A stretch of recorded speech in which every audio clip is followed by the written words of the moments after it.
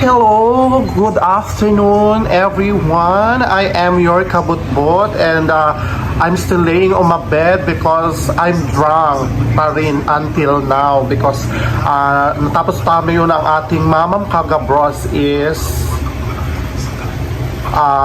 parang 3:30 na. And syempre, ngayon ay medyo nanghihina tayo dahil sa ating pong kakatihan. Gawa ito ng hangover. Yaro ang hangover natin.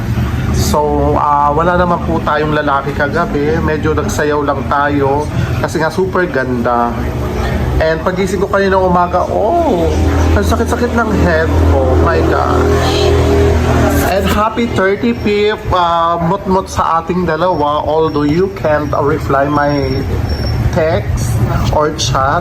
But anyway,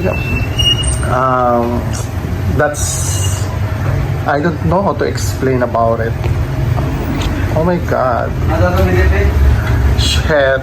Oh my God, sakit ng head ko. But anyway, I still love you. My God, paano ko ba sasabihin ito? Hindi ko ma-express yung aking nararamdaman sapagkat sobrang nami-mental block ako sa kasalukuyan. You know why? Dahil nga, I'm lasing pa rin. Hanggang ngayon. Ang arte-arte nyo. Ay, mga kabutbot, ayan, niyayain nyo naman ako na magmamam anywhere, kahit saan. And kahit ano pang iinumin nyo, okay, I can go da.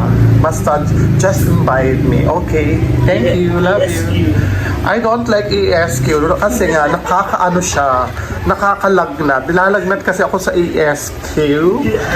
Ang arte-arte, diba? Oh my God, ang inyo po ang kabut-but ay nahihilo pa ngayon.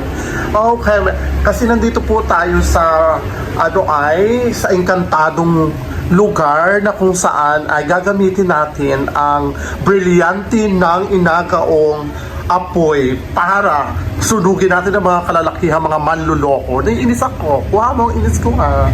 Yes, thank you. Bye. I love you.